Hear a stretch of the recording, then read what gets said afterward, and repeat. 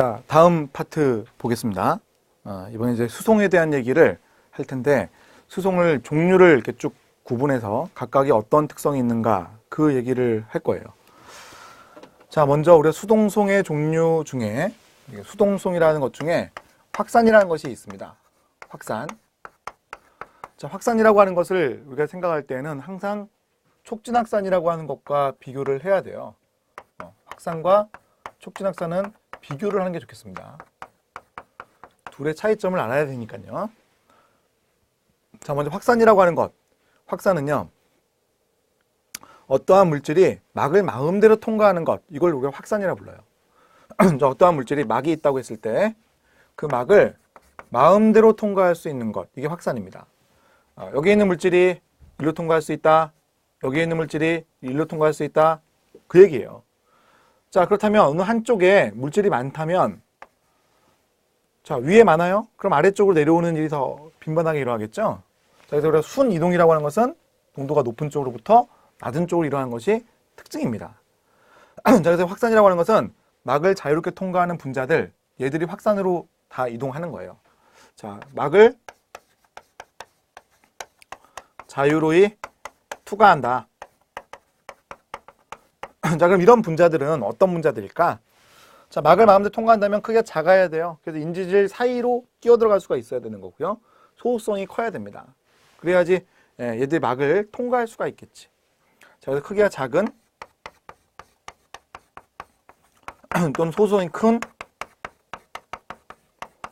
분자를 말하는 건데, 이때 여러분 소수성이 크다라는 말 대신에 다른 표현을 쓸 수가 있어요. 분배 계수가 크다, 이런 표현. 이거 알아놓으면 좋죠. 분배 계수가 크다라는 것. 이게 이제 소수성이 크다는 얘기인데, 분배 계수라고 하는 것은 뭐냐면 어떠한 분자를 친수성 용매에 녹여요. 친수성 용매에서의 용해도. 근데 어떠한 분자를 소수성 용매에 녹여요.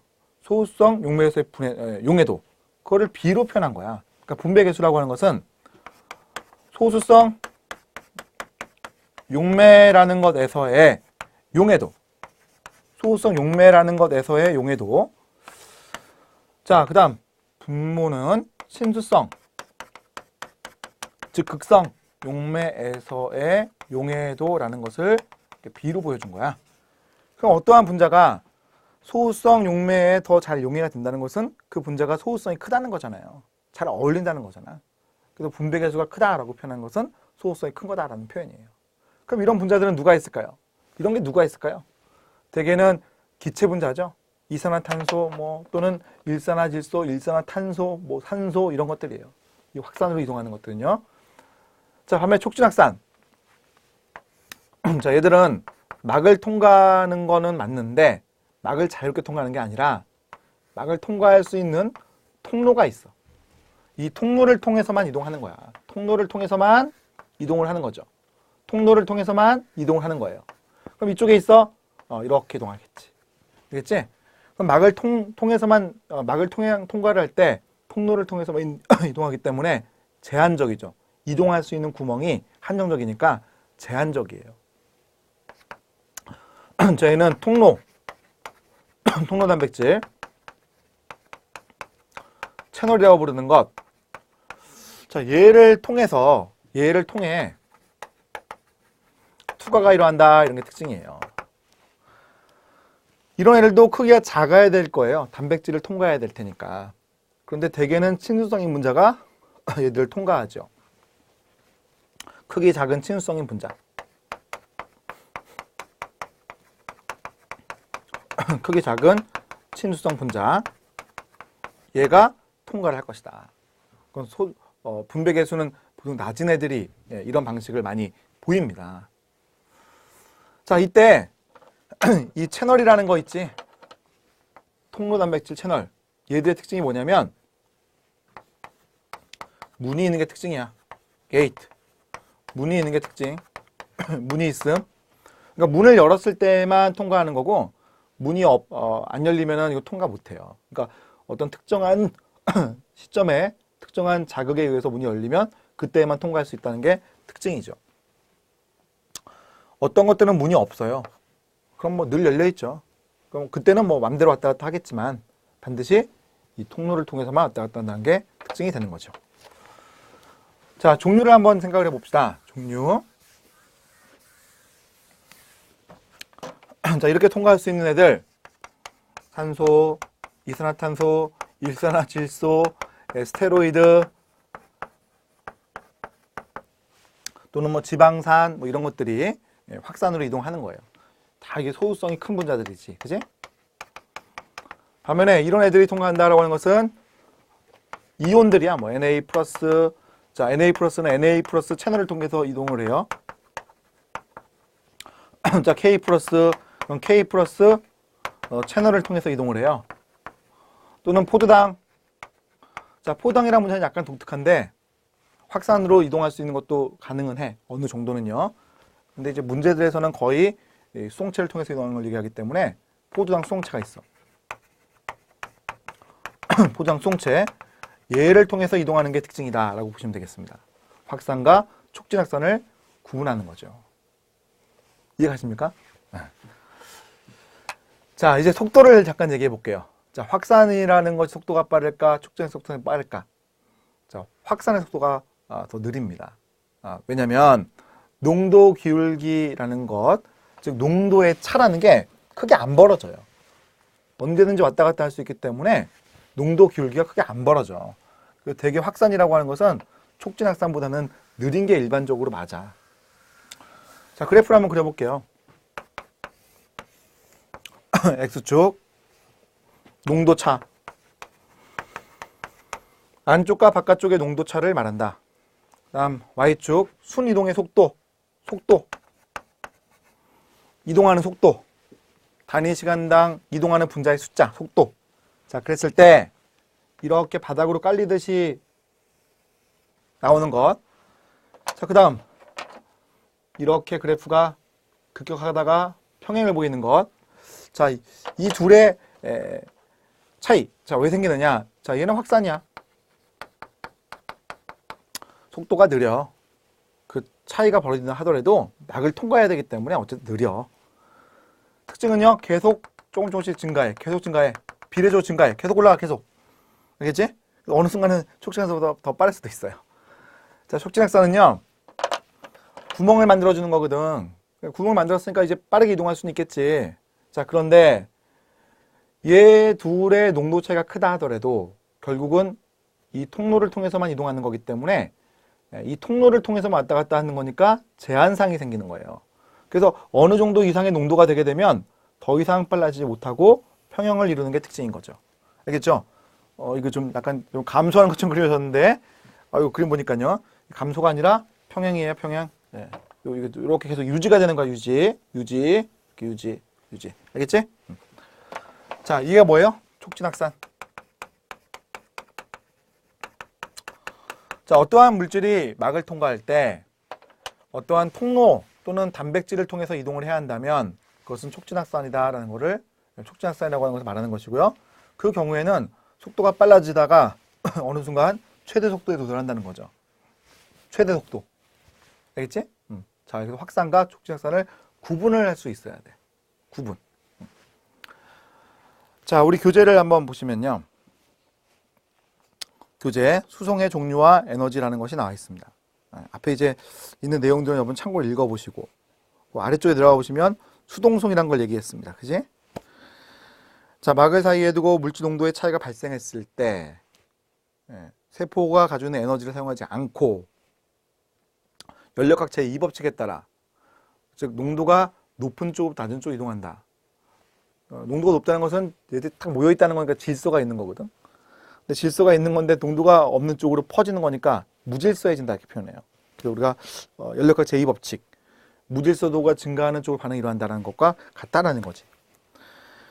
자, 그 자발적으로 물질이 이동한다. 확산현상, 원자, 분자, 비극성 물질, 농도 기울기에 따라서 의거해서 용질이 이동하는 현상. 늦은 속도다. 물질의 확산 속도가 각각 다르다. 그러니까 막을 통과할 수 있는 그 분자들의 성질이 약간씩 다를 거 아니야. 크기도 약간 다르고 소수성 정도도 다르기 때문에, 분배계도 다르기 때문에 확산 속도가 다르다 이렇게 표현하는 거예요. 자, 한 턴 좀 이따 볼게요. 저 밑으로 가보시면 촉진확산. 자, 막을 통해 특정한 분자가 농도 기울기 형성된 다음 이동하는 것을 말한다. 채널 단백질, 운반체 단백질 이런 것들을 통해서 이동하는 거예요. K 플러스 채널, Na 플러스 채널, 퍼미아제. 퍼미아제는 포도당 송체와 같은 것들을 말하는 거다. 통과할 수 있다는 표현이에요. 자, 그 다음 얘기할게요. 이번엔 삼투.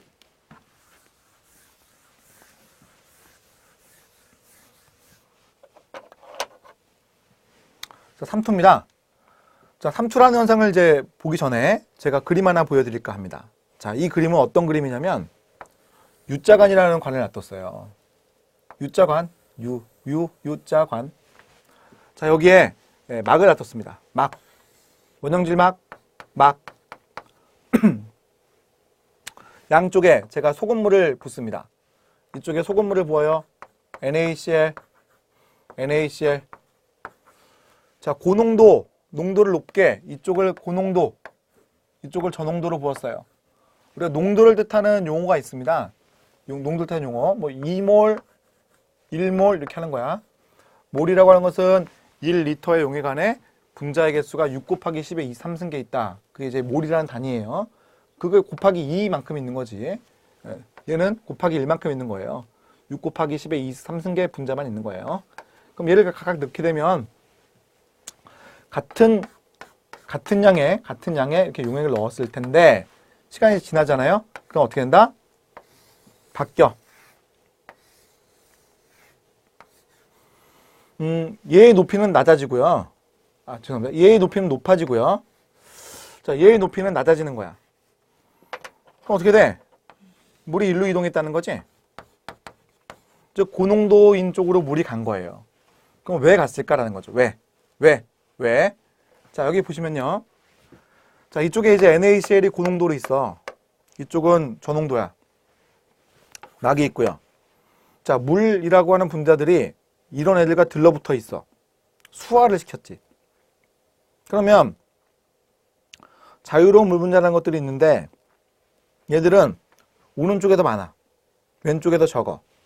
막이라고 하는 것은 이온들은 통과할 수 없기 때문에 물만 통과할 수 있다고 봤을 때 그 물 분자가 오른쪽에 더 많아요.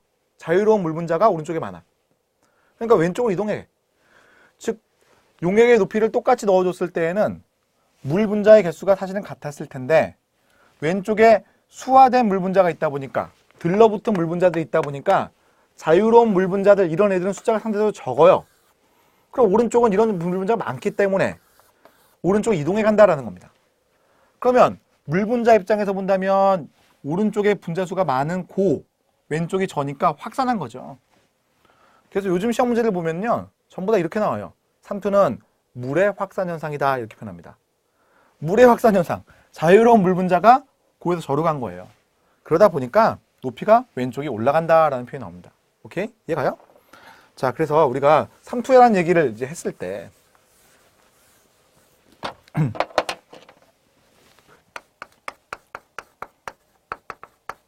자, 삼투라는 얘기를 했을 때 이걸 표현할 때 이렇게 얘기를 한다는 거지. 물 분자, 용매, 용지를 녹인 용매. 예? 용액이라고 한 것은 용매에다가 용지를 넣은 거잖아요. 용매는 물, 용질은 소금. 그럼 소금물, 용액. 자, 그럼 용매, 여기서 물이겠지. 물 분자, 용매의 확산 현상이다. 그런데 이때 물로 농도를 표현할 수가 없잖아. 고에서 저로 간다고. 자, 그래서 어떻게 표현할 수밖에 없어요? 저농도 용액에서 고농도 용액으로 분류를 했을 때 고농도의 용액으로 이렇게 표현했을 때 자, 물 분자는 어느 쪽으로 간다? 이 방향으로 가는 거야. 물 분자는 오른쪽 방향으로 가는 겁니다. 즉 자유로운 물 분자가 왼쪽에서 많은 거지. 저농도의 용액 NaH 농도가 낮다. 오른쪽 고농도 용액 NaH 농도가 높다. 오른쪽으로 간다는 겁니다. 이해가세요? 자, 저농도 용액과 고농도 용액을 이렇게 표현할 수도 있어. 자, 우리가 삼투압이라는 게 있거든. P 삼투압. 자, 삼투압이라고 하는 것은 C 곱하기 R 곱하기 T라는 걸로 계산되는 수치예요. 자, C는 용질의 농도, 용질 농도, R은 기체 상수, 자, T는 절대 온도거든요. 그럼 우리 U자간 다시 생각을 해보시면 기체 상수라고 하는 것은 양쪽 U자간의 양쪽이 같고 절대 온도도 양쪽이 같기 때문에 농도만 다르거든요. 그럼 삼투압이 높다는 것은 용존도가 높다는 거기 때문에 똑같은 표현이 나오는데 저삼투액이라는 것이 있고요. 고삼투액이 있으면 어느 쪽으로 물이 이동하는 거예요? 네, 고삼투액 쪽으로 물이 이동한다 이렇게 표현한다는 거죠. 알겠죠? 삼투에 대해서는 이런 표현들이 잘 나오는데 이 표현들을 여러분 잘 기억하고 있어야 돼요. 우리 시험 문제에 나올 때 이걸 그냥 물어봐. 이렇게 지문으로. 여러분 우리 시험의 그 특징 아시죠? 우리 공무원 시험의 특징은 이 글로 나오는 거예요. 뭐 그림이 그렇게 많지 않아요. 뭐 나오는 경우도 간혹가다 있지만 거의 다 글이에요. 그럼 글로 나왔을 때 맞춰야 되니까 이런 표현들을 정확하게 여러분이 알고 있어야 돼. 다른 시험들하고 좀 달라요. 뭐 수능이라든지 몇몇 추론형 시험이라는 게 있어요. 어떤 조건들을 주고 그걸 맞추는 문제들. 근데 이제 우리 시험은 그런 용도보다는 거의 지식을 알고 있냐를 물어보기 때문에 그런 정확한 어떤 사실들을 아는 것, 지식을 아는 것 이런 게 필요합니다. 우리와 같은 시험이 몇 개 없습니다. 공무원 시험, 변리사 시험 뭐 그 정도죠. 사실은요. 그 정도입니다. 대학 편입 시험들도 있긴 있습니다만 그건 또 형태가 약간 다르니까 또 약간 너무 진부하니까 우리 시험은 이제 그쪽하고는 좀 달라요. 응? 네. 우리가 이런 사항들 잘 알아야 돼. 변리사 시험과 공무원 시험 좀 비슷합니다. 많이 유사하죠. 물론 변리사 시험 좀 더 어려운 문제도 많지만 네. 아시겠죠? 자, 이해가죠? 자, 하나 더 얘기해 볼게요. 자, 삼투라 현상을 얘기할 때 우리가 세포라는 걸 기준으로 얘기를 잘 하거든요. 세포. 자, 세포.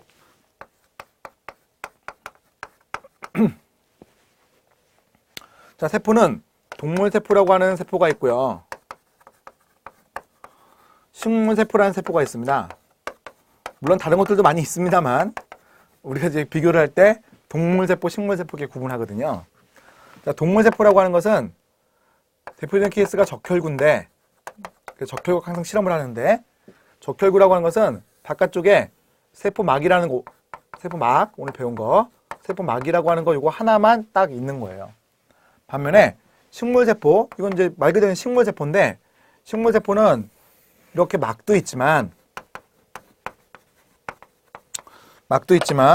바깥쪽에 단단한 벽이 있습니다. 벽이 있죠. 이걸 세포벽이라고 부르죠. 자, 세포벽을 이루고 있는 물질 이름 셀룰로스 기억하십니까? 셀룰로스로 이루어져 있죠. 자, 이건 벽이 있기 때문에 되게 단단해. 그러니까 동물세포는 물이 들어가잖아요. 그럼 이 막이 오늘 배운 거 그거 얇잖아. 못 견뎌요. 터져요. 자, 그런데 벽이라고 하는 것은 단단하기 때문에 물이 들어가잖아요. 그럼 이거 어떻게 버틸 수 있는 거예요. 알겠죠? 자, 그게 특징이에요. 자, 동물세포라고 하는 것은 막이 있으니까 터질 수 있다. 식물세포는 어떻게 된다? 안 터진다. 식물은 자기가 물을 흡수하잖아요. 그럼 물을 흡수하게 되면 물이 이 세포 안으로 들어가요. 이게 비가 내리면 이제 물을 흡수해. 그러면 물이 들어가. 물이 들어가면 터질 수 있어. 그걸 막는 거예요. 세포 안쪽에 물질이 많지. 뭐 DNA, 뭐 RNA, 단백질, 자기가 필요한 물질들을 만들 것들 다 갖고 있어. 그러니까 당연히 삼투압이 높아. 용질이 고농도야. 비가 내려. 빗물, 물 들어가지. 터지지 좋은 조건이네. 안 터져. 왜? 벽이 있거든. 자, 동물세포. 자, 우리 맹물 먹어요. 맹물을 먹으면 어떻게 돼요? 내 안에 있는 세포 다 터지나? 적혈구 터져요? 안 터져요. 왜 안 터져요? 자, 동물은 엄청난 기능이 있지. 자, 물을 먹잖아요? 그럼 그 물이 들어가면 내 몸 안에서 희석이 돼. 그래서 혈액이라고 하는 것 안에 적혈구가 있잖아요. 그 혈액이라고 하는 걸로 들어갈 때쯤이면 이미 적혈구 안에 있는 물질의 농도와 혈액이라고 하는 그 혈장 성분이라고 부르는 것 바깥쪽이지 얘의 농도가 같게끔 우리가 우리가 조절을 해. 우리 스스로가. 그러니까 들어가는 물과 나오는 물의 양이 사실 같아. 그래서 어떻게 돼요? 안 터져요. 안 터집니다. 알겠죠? 자, 그게 특징이에요. 알겠어요? 이해갑니까? 자, 그런데 이제 우리가 실험을 하는 거지. 실험을. 그래서 이 적혈구라고 하는 걸 빼내다가 내가 비커를 준비하고 비커 안에다가 집어넣는데 그 비커라고 하는 것은 이제 조절되는 게 아니잖아. 비커 안에 있는 것에다가 이해를 집어넣었을 때요. 그때 어떻게 돼요? 터지게 될 수도 있을 겁니다. 내가 용액을 어떻게 준비하면 거의 맹물, 저산투액을 준비하면 터지겠죠. 자, 그러면 터지게 하는 그 액을 우리는 저장액이라고 불러요. 터지게 하는 액을 뭐라고 부른다고요? 저장액이라고 부른다는 거죠. 그러면 물이 들어가고 나가는 그것이 똑같아. 그럼 안 터지죠? 그럼 뭐라 불러요? 우린 등장액이라고 부릅니다. 등장액. 자, 그렇다면 거꾸로 바깥쪽에 소금물이 있다면, 즉 우리 비커에 소금물을 준비했다면 물이 빠져나가겠죠? 자, 그럼 그렇게 내가 준비한 비커의 액을 우리는 고장액이라고 부르는 겁니다. 자, 우리 교재에 이제 그림을 보게 되면 이런 그림이 보이실 거야. 보십시오. 자, 적혈구라고 하는 것을 내가 비커에 집어넣는데 그게 저장액이에요. 그럼 어떻게 돼요? 물이 들어가죠? 못 견디고 터집니다. 터지는 것을 우리가 용혈이라고 부르는 거지. 자, 등장액에 넣었어요. 그럼 물이 들어오고 나가는 게 똑같아. 물이 들어오고 나가고 하는 게 똑같다고. 그러니까 모양이 정상 모양, 크기가 정상. 자, 얘는요, 고장액이야. 그럼 물이 빠져나가죠? 확 줄어들죠? 확 줄어듭니다. 고장액. 자, 근데 식물세포는 달라. 식물세포는 저장액에 넣어도 안 터져. 벽이 있으니까. 등장액. 물이 들어오고 나가. 크기가 안 변해. 여기 시들었다고 되어 있는데 중요하진 않아요. 그러니까 물이 들어오고 나가는 게 똑같으면 그냥 시들어버린 그 형태가 되기 때문에 표현했을 뿐이에요. 자, 그다음 얘 특징을 한번 보게 되면 고장에 들어가면 물이 빠져나가죠. 근데 세포 벽이라고 하는 것은 그대로 있죠. 세포벽 그대로. 세포막은요. 세포막은요. 확 쪼그라들죠. 적혈구처럼. 그러니까 분명히 세포막과 세포벽 사이에 공간이 별로 없었는데 공간이 막 생겨요. 안쪽에 확 들어간 모습을 우리가 원형질 분리라고 부르는 거야. 즉 세포 안쪽에 있는 물질들을 우리가 원형질이라고 부르는데 그 원형질이 분리가 되어가지고 안으로 들어간다는 표현으로 원형질 분리라고 우리가 얘기한 거야. 알겠죠? 예? 이해갑니까? 원형질 분리라는 말을 좀 알고 있어야 된다. 뭐 우리 시험 문제 그림이 나오면은 뭐 고마운데 그림이 안 나올 경우가 또 있겠지, 많겠지. 그럼 그때 이 표현들을 알고 있어야 맞추는 거예요. 이해가십니까? 예. 이게 바로 삼투란 현상이다라는 겁니다. 삼투란 현상. 자, 우리 교재를 이제 한번 보도록 할게요. 교재 41페이지를 보시면은 1번 동그라미 수동송에서 두 번째 네모 삼투. 그렇게 적혀 있지. 막을 통한 물의 확산 현상. 용매의 확산 현상. 중농도 용액에서 고농도 용액으로 용매의 물이 이동한다. 알겠죠? 삼투압 때문에 이동하는 현상이다. 넘기시고. 표 있죠? 그림도 있고요. 읽어보십시오. 네? 제가 한 얘기들이에요. 자, 그 다음은 우리 능동성에 대한 얘기로 가보도록 합시다. 자, 여러분 교재를 보다 보면은 각주 부분이 있어요. 각주. 지금 아래 그 밑에 보시면은 이렇게 작은 글씨로 써 있는 각주들이 있는데, 각주들은 거의 지금 뭐 강의할 때는 설명 거의 안 하거든요. 그러니까 이게 뭐 딱 시험에 나오는 지문들은 사실은 아니기 때문에 안 하는 건데, 읽어보면은 도움은 꽤 돼요. 그러니까 우리가 저 뒤에서 배우는 내용들도 사실은 미리 좀 알 필요가 있긴 있어. 이걸 다 제대로 이해하려면. 근데 지금 그거를 얘기하기에는 여러분 할 게 너무 많으니까 이 얘기할 때 저희가 좀 여러분 헷갈리시니까 제가 얘기를 안 하는 건데, 한번 다 공부하신 다음에 각 부분 다 읽어보시면은, 그지? 그럼 도움이 꽤 돼요. 아시겠죠? 근데 지금 처음 공부할 때는 각주에 그렇게 신경 안 써도 괜찮아요. 여러분이 생물에 대한 어떤 지식이 꽤 있으시면 읽어보면 괜찮아요. 근데 그런 게 없으시면 없으실수록 굳이 읽어보실 필요는 지금은 없어요. 나중에 다 공부 끝난 다음에 한 번, 두 번 이렇게 책을 본 다음에 한 두 번쯤 본 다음에 각주 부분도 봐주시면 상당히 괜찮을 거예요. 또 문제집 풀 때보다도 괜찮을 거예요. 자, 이번엔 능동성 보겠습니다. 자, 능동성입니다.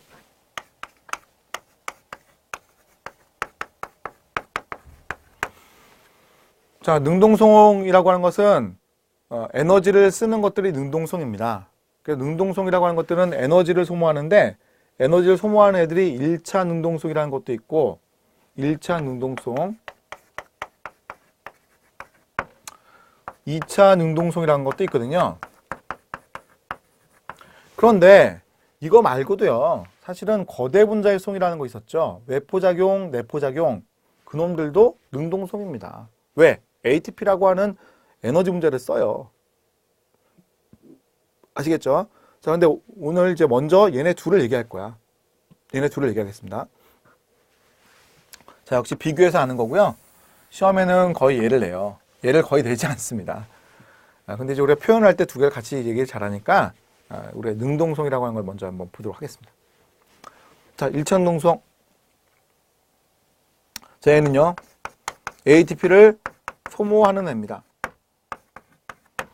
자, 얘는 ATP를 소모하지는 않습니다.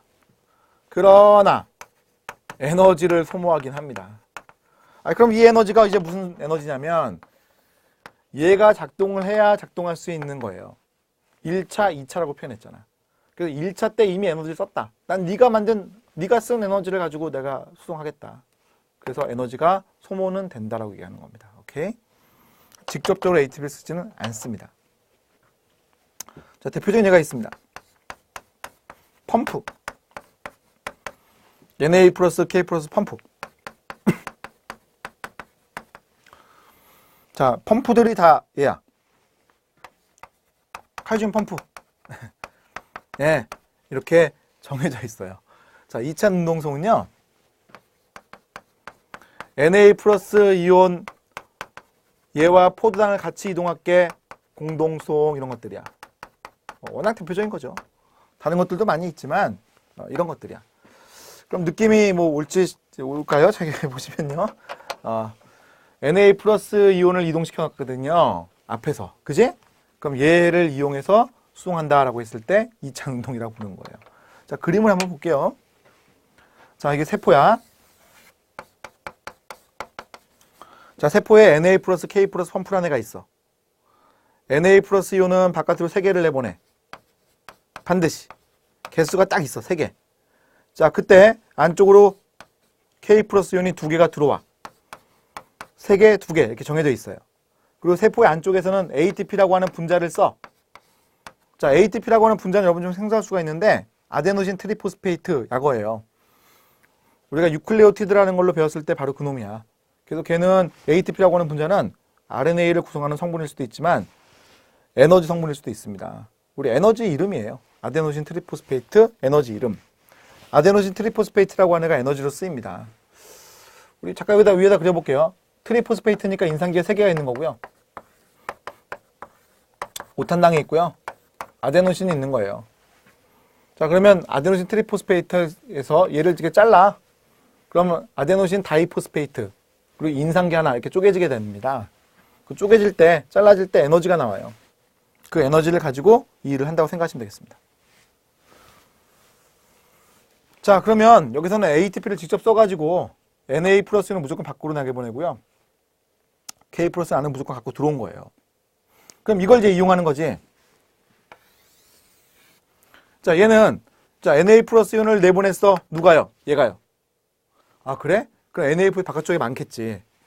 그래, 많으니까 안으로 갖고 들어가는 고에서 저로의 힘이 생기죠. 고에서 저로의 힘이 생기지 않습니까? 그때 어부지리 포도당을 같이 갖고 들어가 볼까? 이런 거예요. 즉 세포 입장에서 본다면 내가 먹을 거 포도당 먹고 싶어요. 이게 탐나는 먹을거리야. 이거를 먹기 위해서 Na 플러스 이온이 나가 있으니까 고에서 저로 이동하는 힘이 생기지. 제가 에너지 써가지고 만들어 놓은 거잖아요. 그럼 제가 작동하지 않으면 작동하지 않거든. 1차, 2차라고 부른 이유. 그럼 NAF 들어갈 때 포도당을 갖고 들어오자는 거지. 그럼 이것만 하겠어요? 다른 문제도 있겠지. 야, 아미노산도 내가 필요해. 세포가 아미노산 필요해. 단백질 만들어야 되잖아. 그때 Na 플러스 이온과 함께 아미노산을 공동송할 수도 있잖아. 그것도 2차 능동송이죠. 자, 이런 것들을 우리가 2차 능동송이라고 부른다는 거야. 알겠지? 1차 능동과 2차 능동이라는 것을 나눌 수가 있다. 1차 능동은 ATP를 직접 쓴다. 칼슘 펌프, ATP를 직접 쓴다. 2차 능동성, 그렇지 않다. 1차 능동이 작동한 다음에 작동하는 것이다. 2차 능동이라고 하는 것들은 대개 Na 플러스 이온의 교육을 쓰게 되어 있습니다. 자, 우린 이건 관심이 별로 없지만 얘는 관심이 있어야 돼. 잘 물어보거든요. 자, 그러면 얘를 잘 물어본다고 했으니까 Na 플러스 K 플러스 펌프가 어떻게 작동하는지에 대한 메커니즘을 볼게요. 조금 이제 복잡할 수도 있지만 어렵진 않아요. 어렵지 않습니다.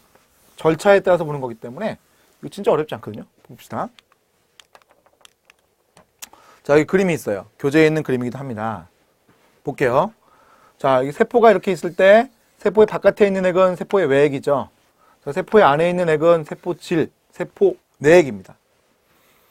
그림 보시면은 Na 플러스 이온이 붙을 자리가 세 군데가 있어. 세 개가 붙죠, 세 개가. ATP가 지금 쓰이는 모습이죠. ATP가 쪼개지죠. 인산기가 붙었다가 떨어질 거야. 세 개 붙었지? 얘가 붙잖아? 구조가 바뀌어요. Na 플러스 이온이 붙을 수 없는 구조로 바뀌었지? 다 나가. K 플러스 이온이 붙을 수 있는 자리로 바뀌었어. 그림이 달라졌지? K 플러스 이온이 붙지? 붙었어. 근데 붙는 자리가 두 자리밖에 안 돼. 그럼 인산기가 떨어나가. 인산기 떨어나가면 K 플러스 이온이 붙을 수 있는 자리가 바뀌어. 이렇게 다시 못 붙어. 그럼 들어오지. 떨어지니까. 그럼 결국 Na 플러스 이온이 나가고 K 플러스 이온이 들어오는 일이 반복적으로 나타난다는 거지. 알겠지? 그러니까 한 방향으로 일어날 수밖에 없어. Na 플러스 바깥쪽으로, K 플러스는 안쪽으로. 그래서 우리가 방향성 있는 수송이다 이렇게 얘기하는 거예요. 펌프들은 다 이런 모습이야. 오케이? 이해가요? 자, 이렇게 해서 우리가 능동송이라고 하는 것을 좀 이제 봤어요. 능동송. 자, 그 다음 또 다른 능동송이 있기 때문에 그 내용을 볼 건데, 거대 분자의 송이라는 거예요. 거대 분자의 송. 자, 우리 교재는 이제 43페이지입니다. 자, 42페이지 내용을 방금 했거든요. 43페이지까지 보고 그 설명을 전체적으로 좀 해드리도록 할게요.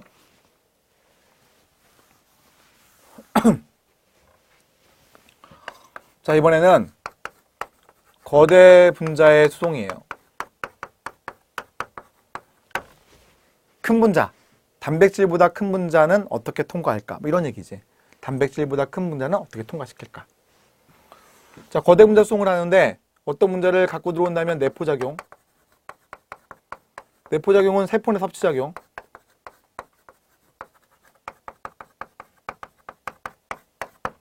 자, 또 하나는 외포작용이 있겠지. 외포작용은 세포의 방출작용. 자, 어떠한 분자를 세포 내로 갖고 들어올 때 안쪽으로 갖고 들어오는 과정에서 음료수와 같은 용액을 갖고 들어온다면 음세포작용. 세포가 용액을 마실 때 그때 나온다. 용액을 마신다. 용액을 빨아들인다. 용액을 빨아들인다. 자, 식세포작용. 고체 덩어리를 먹는다. 그렇다면 세포 입장에서는 음식을 먹는 거예요. 음료수와 고체 덩어리를 먹는 거지.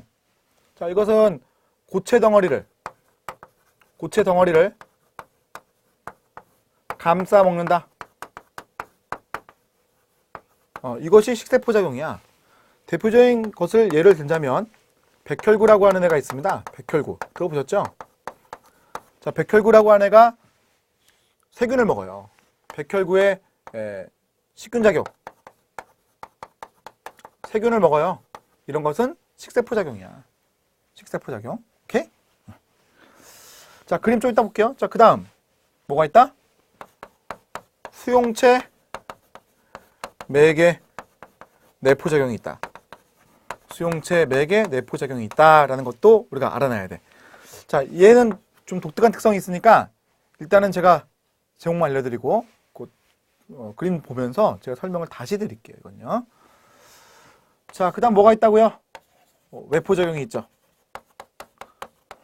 얘는 세포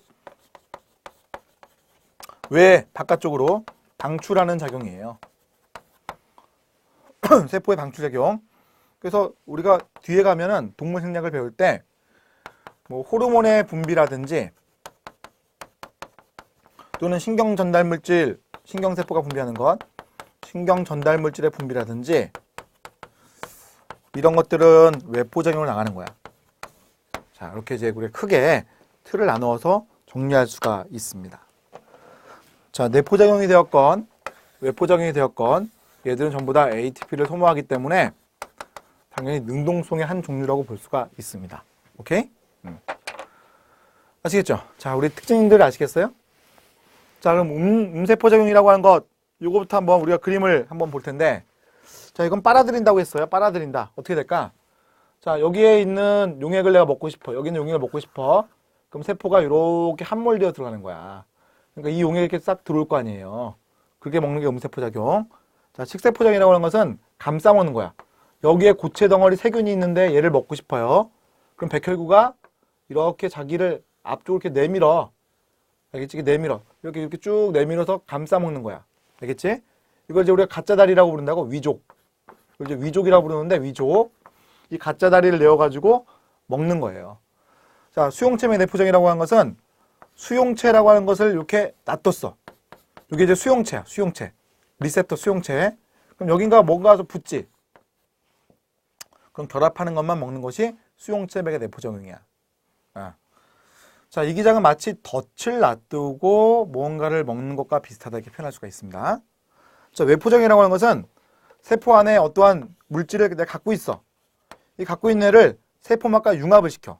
융합한다는 것은 세포막과 이 안에 있었던 애들 가두고 있던 막이 서로 만나는 거예요. 이렇게. 그 안에 있던 게 나가잖아. 이런 걸 우리가 외포정이라고 부른다는 거지.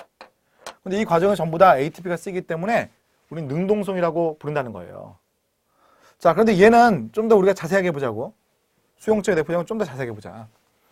자, 여기 그림을 한번 볼게요. 우리 교재에 있는 그림인데 조금 복잡할 수도 있는 그림이지만 한번 볼게요.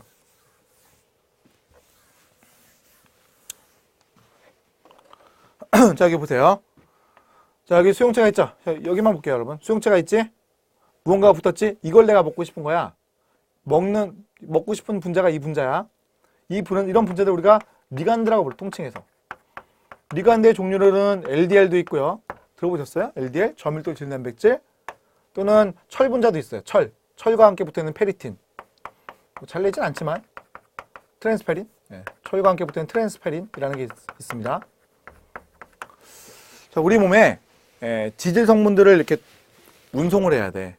뭐 림프관이라든지 혈액관을 따라서 이렇게 운송을 해야 돼. 그때 지질 성분들은 워낙 소수성이 크기 때문에 뭉칠 수가 있으니까 그거를 지질 단백질이라고 하는 지질 단백질, 지질과 단백질이 섞여 있는 그런 형태로 이제 운송을 시켜요. 그걸 이제 우리가 LDL이라고 부르는 게 있어. 저밀도 지질 단백질. 자, 얘를 혈액으로 또 빨리빨리 받아들이고 싶은 거야. 안 그러면 또 이게 혈관에 쌓이면 동맥경화를 막 일으키고 그렇게 하거든. 그러니까 이거를 빨리 받아들이려고 붙이는 거지. 그러니까 수용체맥 내포정을 하는 것은 우리가 뭐 빨리빨리 세포 안으로 갖고 들어오고 싶을 때 그때 쓰는 방식이에요. 자, 철도 마찬가지. 자, 철이라고 하는 분자가 우리 몸에 되게 필요해요. 철분 필요하잖아요. 우리 철분 영양제도 먹지. 왜냐면 우리 몸에 있는 적혈구라고 하는 애들이 헤모글로빈 단백질을 갖고 있다라고 했는데 그 헤모글로빈 단백질에 햄이라는 게 있었고 그 햄이라는 것 안에 철이 들어있잖아요. 그러니까 상당히 필요한 분자거든. 근데 이 철이라고 하는 거를 그러면 이제 우리 공급을 받아야 되는데 세포들이 이걸 혈액으로부터 공급받잖아. 그때 그 혈액에 철이 너무 많게 되면 산화작용이 너무 크게 일어나가지고 막 그 혈관 다 망가져요. 그래서 얘들을 트랜스페린이라고 하는 어떤 단백질이 있어. 운송하는 단백질이지. 트랜스 이상하는 애고요. 페린 이거는 이제 철이죠, 철. 네? 철이라고 하는 분자를 붙여갖고 움직이는 거잖아.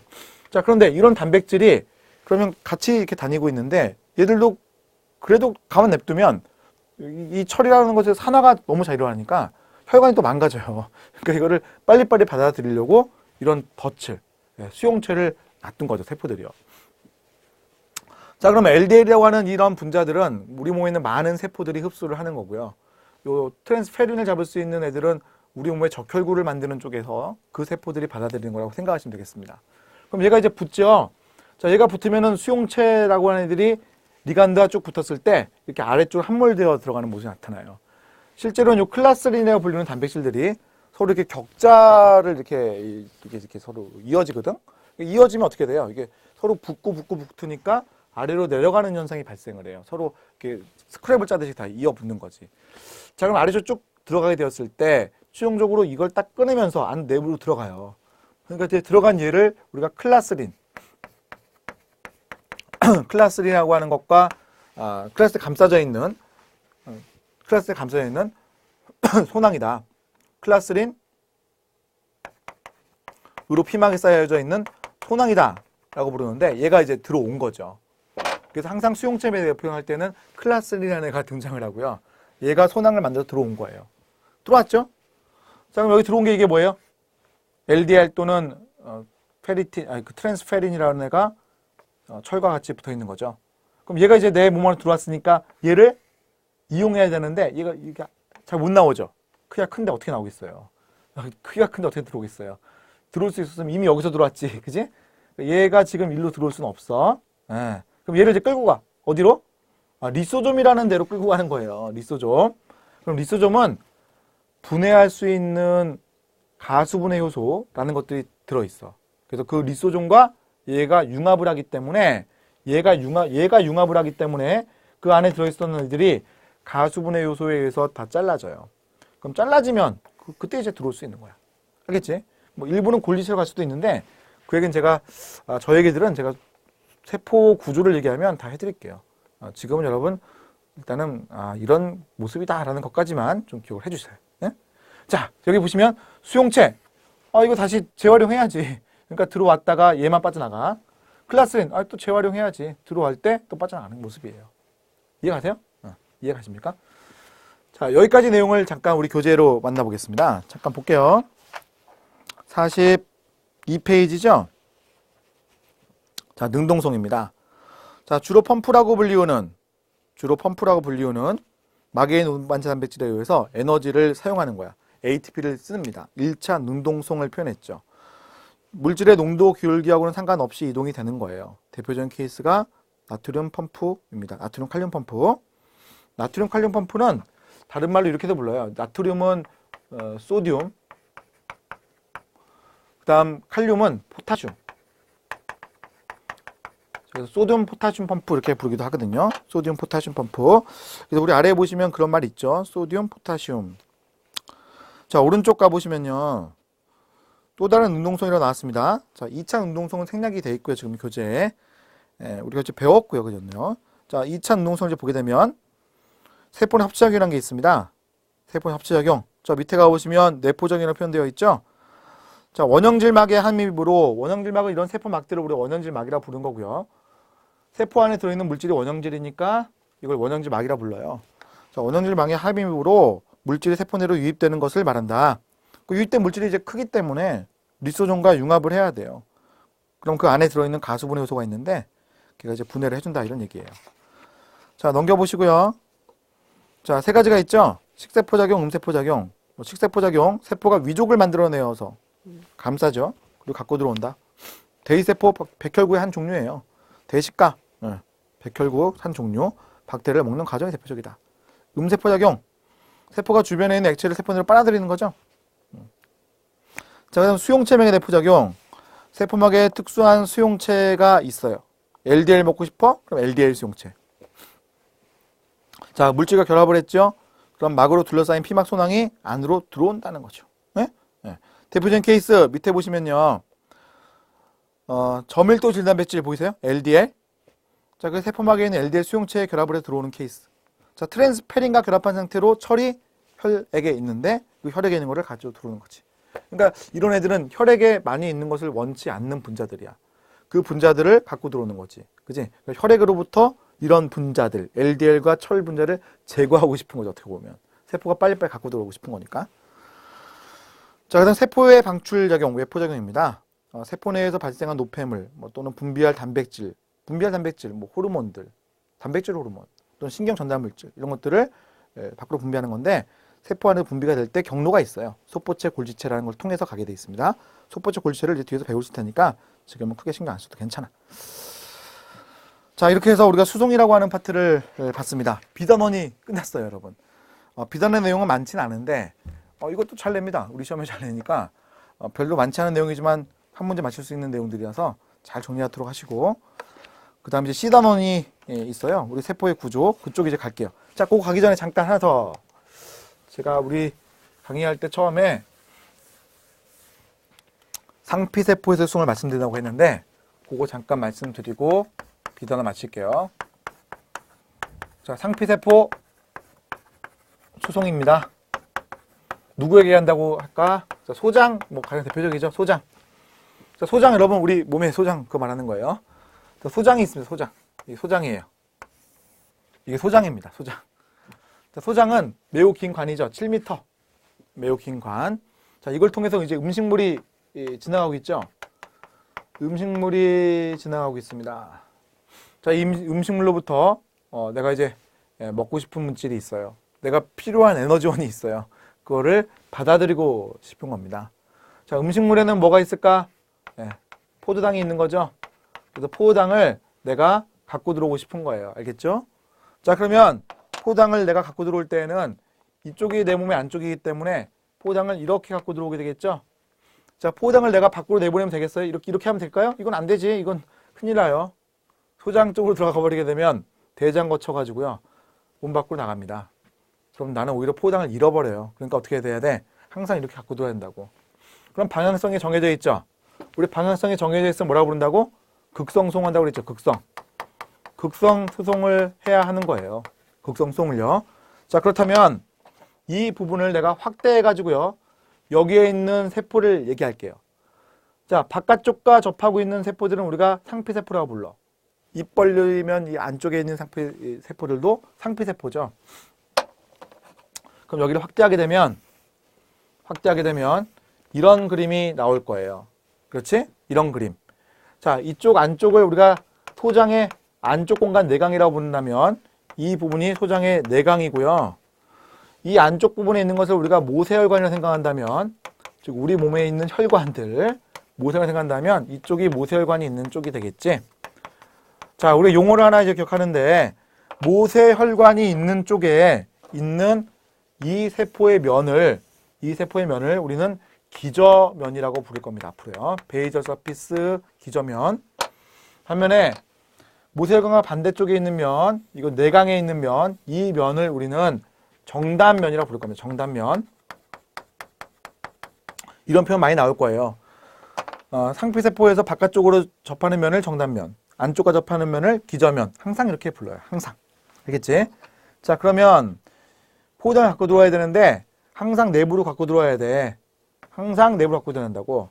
그럼 여기 이제 누가 있냐면 Na 플러스 포도당에 공동송체가 있어. 그럼 Na 플러스이 들어올 때 포도당이 들어온다는 거지. 방향성이 있죠. 방향성이. 자, 들어온 포도당이 이 안쪽에 많겠네. 얘를 밖으로 보내야 될 것 같은데 이렇게 나가야 되지.